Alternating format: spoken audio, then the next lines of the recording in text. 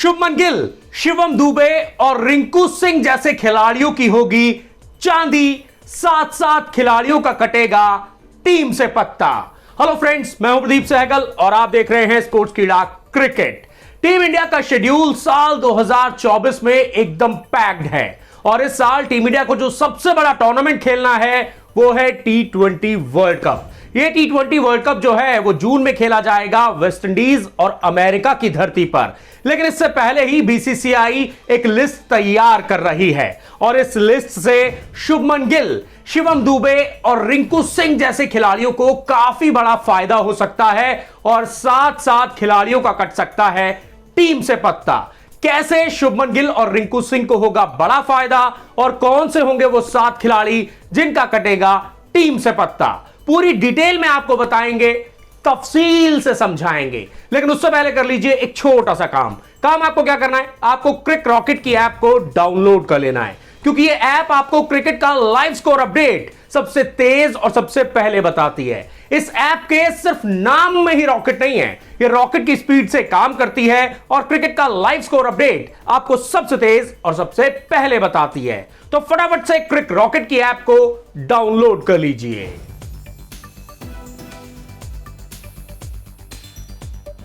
तो हम बात कर रहे थे शुभमन गिल, रिंकू सिंह और शिवम दुबे जैसे खिलाड़ियों की होगी चांदी, साथ साथ खिलाड़ियों का कटेगा टीम से पत्ता।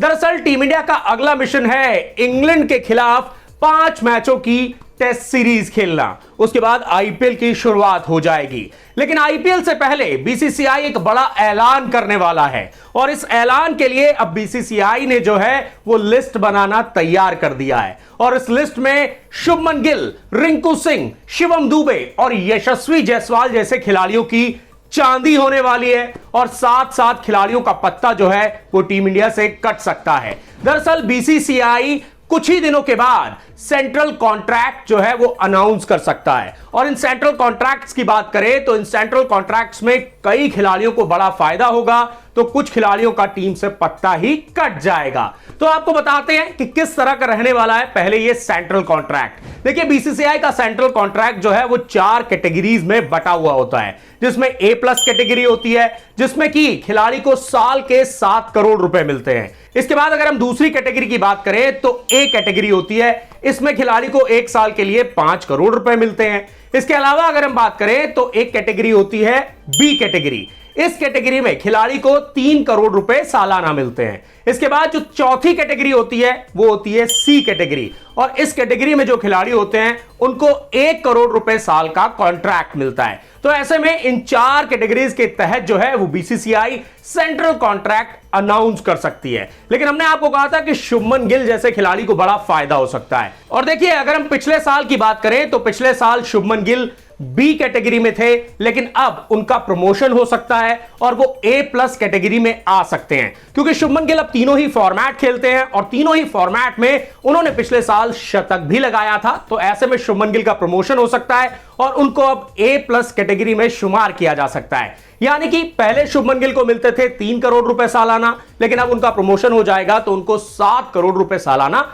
मिलने लगेंगे। इसके अलावा केएल राहुल को भी फायदा हो सकता है, क्योंकि केएल राहुल भी पहले B कैटेगरी में थे और अब उनका भी प्रमोशन हो सकता है और वो A कैटेगरी में आ सकते हैं, क्योंकि अब केएल राहुल भी तीनों ही फॉर्मेट खेलने लगे हैं। तो ऐसे में अब केएल राहुल का भी प्रमोशन हो सकता है। तो ये तो हो गए वो 2 खिलाड़ी जिनका प्रमोशन हो सकता है, लेकिन शुभमन गिल पर ज्यादा पैसों की बारिश हो सकती है। लेकिन अब बात कर लेते हैं कौन से होंगे वो 7 खिलाड़ी जिनका टीम से नाम ही कट सकता है। तो अगर हम इन खिलाड़ियों की बात करें तो देखिए, पिछले साल जो कॉन्ट्रैक्टेड खिलाड़ी थे इनमें शिखर धवन का नाम भी था, लेकिन अब शिखर धवन जो है वो टीम इंडिया के लिए कोई भी फॉर्मेट नहीं खेल रहे हैं। तो ऐसे में शिखर धवन का नाम सेंट्रल कॉन्ट्रैक्ट से बाहर हो सकता है। इसके अलावा दूसरे खिलाड़ी जिनका नाम सेंट्रल कॉन्ट्रैक्ट से बाहर हो सकता है वो है चेतेश्वर पुजारा। चेतेश्वर पुजारा पहले टीम इंडिया के लिए टेस्ट क्रिकेट खेला करते थे, लेकिन पिछली कुछ सीरीज से अगर हम देखें तो उनका सिलेक्शन ही नहीं हो रहा है। इसका मतलब साफ है कि सिलेक्टर्स अब चेतेश्वर पुजारा के नाम से आगे बढ़ चुके हैं और उनका नाम भी सेंट्रल कॉन्ट्रैक्ट की लिस्ट से